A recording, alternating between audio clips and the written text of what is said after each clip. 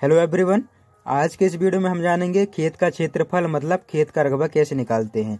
मैंने इसे समझने के लिए एक चतुर्भुज ले लिया है। इस चतुर्भुज को मान लेते हैं कोई खेत है और इन भुजाओं को भी मान लेते हैं खेत का मेढ़ है। तो हमें पता करना है इसका आंतरिक एरिया कितना है। इसका क्षेत्रफल दो तरीके से निकाला जा सकता है। पहला तरीका तो यह है कि आमने सामने की भुजाओं को जोड़ करके 2 से भाग कर दिए जाए।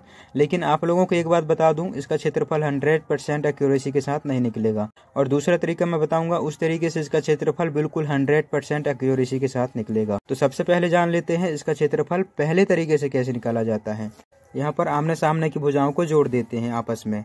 यहाँ पर हो जाएगा 40 प्लस 38 बटे 2 गुणा 30 प्लस 26 बटे 2। अब इसे हल करेंगे तो यहाँ पर हो जाएगा 78 बटे 2। यहाँ पर गुणा हो जाएगा, इसे जोड़ेंगे तो यहाँ पर हो जाएगा 56 बटे 2। अब इन्हें काटेंगे, 2 एकम 2, 2 तिया 6, 1 बचे 2 नाम 18, 2 एकम 2, 2 दूनी 4, 1 बचे 2 अट्ठे 16। यहाँ पर क्या मिल गया 39 गुणा 28। इन दोनों का जब गुणा करेंगे तो हमें प्राप्त होगा 1092 वर्ग मीटर। क्षेत्रफल निकाल रहे हैं इसलिए वर्ग मीटर हो जाएगा। तो इसका क्षेत्रफल कितना मिल गया 1092। अब इसका क्षेत्रफल दूसरे विधि से कैसे निकालते हैं चलिए जानते हैं। अब जान लेते हैं इस खेत का क्षेत्रफल दूसरे तरीके से कैसे निकाला जाता है। लेकिन इसका क्षेत्रफल निकालेंगे कैसे, तो सबसे पहले आपको क्या काम करना है, यहाँ से एक विकर्ण निकाल देना है इस तरीके से।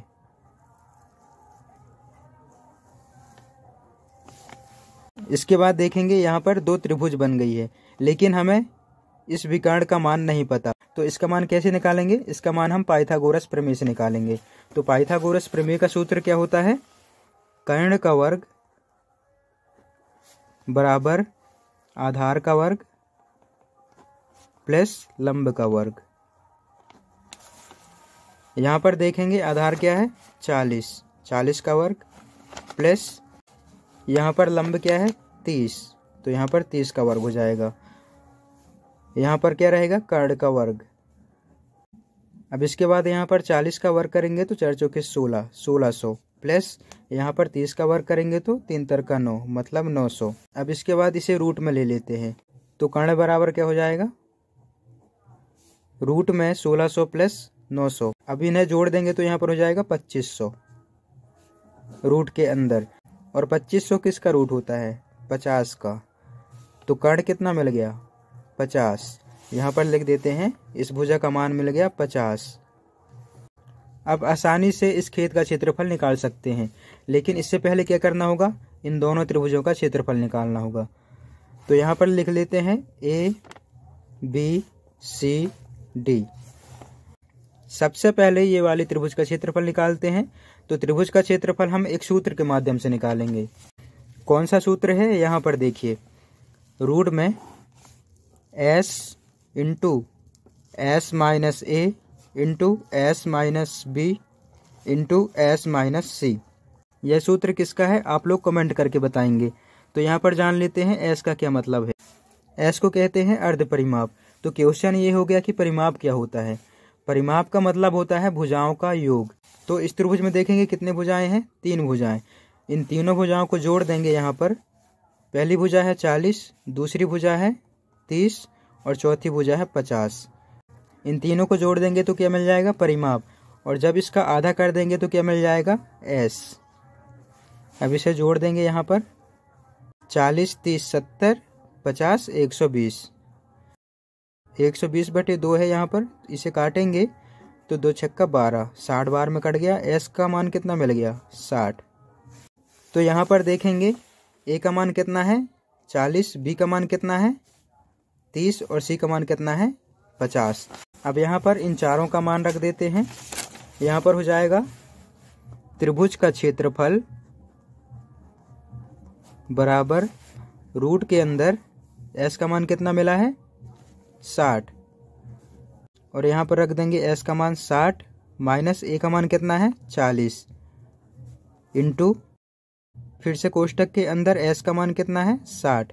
इसमें क्या माइनस हो जाएगा B कितना है 30 अब इसके बाद फिर से कोष्टक के अंदर 60 माइनस सी का मान हो जाएगा 50। तो चलिए इसे फटाफट हल कर लेते हैं। यहाँ पर हो जाएगा 60 गुणा 60 में से 40 घटाएंगे तो 20, गुणा 60 में से 30 घटाएंगे तो 30 बचा, गुणा 60 में से 50 घटाएंगे तो 10 बचा। अब इनका आपस में गुणा कर देते हैं। यहाँ पर हो जाएगा, सबसे पहले तो हम यहाँ पर 4 जीरो उतार लेते हैं। 1 2 3 4, 3 दूनी 6, 6 छंग 36। वर्गमूल निकालने के लिए सबसे पहले ये 2 जीरो को कैंसिल कर देते हैं और यहाँ पर 36 का वर्गमूल क्या होता है 6, और यहाँ पर कितना जीरो बचा है 2। यहाँ पर 3,60,000 का वर्गमूल कितना मिल गया 600। मतलब हमें इस वाले त्रिभुज का क्षेत्रफल कितना मिल गया 600 वर्ग मीटर। इसे हम यहाँ पर लिख देते हैं 600। अब इसके बाद निकालेंगे ये वाले त्रिभुज का क्षेत्रफल। इस त्रिभुज का क्षेत्रफल निकालने से पहले क्या करेंगे, एस का मान निकाल लेते हैं। यहाँ पर हो जाएगा 50 प्लस 38 प्लस 26 पूरे के बटे में हो जाएगा 2। इन तीनों को जोड़ने के बाद यहाँ पर मिल गया 114 बटे 2। इसे हम काटेंगे तो 2 पंचे 10, 2 सत्ते 14। एस का मान मिल गया 57। इस त्रिभुज में भी देखेंगे ए बराबर क्या है 38, बी बराबर 26 और सी बराबर 50। अब इसका मान सीधे हम सूत्र में रख देते हैं। यहाँ पर हो जाएगा त्रिभुज ADC बराबर का क्षेत्रफल लिख देते हैं यहाँ पर, बराबर रूट के अंदर एस का मान है 57, कोष्टक के अंदर 57 माइनस ए का मान है 38, कोष्टक बंद, फिर इसके बाद है 57 माइनस बी, बी है यहाँ पर 26। अब इसके बाद यहाँ पर है 57 माइनस 50। यहाँ पर हो जाएगा 57,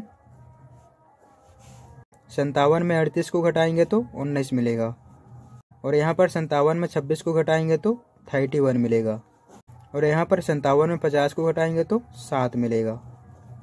अब इनका आपस में गुणा कर देते हैं। 57 गुणा 19 गुणा 31 गुणा 7। इन सभी का आपस में गुणा करने के बाद यहाँ पर प्राप्त हुआ है 2,35,011। 2,35,011 का वर्गमूल कैलकुलेटर से निकाल लेते हैं टाइम बचाने के लिए। तो इसका वर्गमूल आ जाएगा 484.77। इसके आगे और भी आएगा, लेकिन मैंने यहाँ पर केवल 2 7 को लिखा है। तो इस वाले त्रिभुज का क्षेत्रफल क्या मिल गया 484.77। अब इसके बाद क्या करेंगे, इन दोनों त्रिभुज के क्षेत्रफल को जोड़ देंगे। इस वाले त्रिभुज का क्षेत्रफल प्राप्त हुआ है 600, इसमें हम ये वाले त्रिभुज का क्षेत्रफल जोड़ देंगे। यहाँ पर हो जाएगा 484.77। जोड़ने के बाद यहाँ पर प्राप्त होगा 0.77। यहाँ पर हो जाएगा 4 8 6 और 4 10। इस खेत का रकबा कितना मिल गया 1084.77। दशमलव के बाद बहुत सारे अंक हैं, लेकिन मैंने यहाँ पर केवल 2 7 को उतारा है। हम कह सकते हैं कि इस खेत का क्षेत्रफल 100% एक्यूरेसी के साथ कितना निकला है 1084.77 वर्ग मीटर। तो इस तरीके से किसी भी खेत का आप क्षेत्रफल आसानी से निकाल सकते हैं 100% एक्यूरेसी के साथ। आज के लिए इतना ही। अगर वीडियो पसंद आई हो तो चैनल को लाइक शेयर सब्सक्राइब जरूर करें, और अगर वीडियो पसंद ना आई हो तो मुझे आप कमेंट सेशन में सजेशन दे सकते हैं, ताकि आने वाली वीडियोस में मैं इम्प्रूवमेंट कर सकूं। Thanks for watching. मिलते हैं अगले वीडियो में।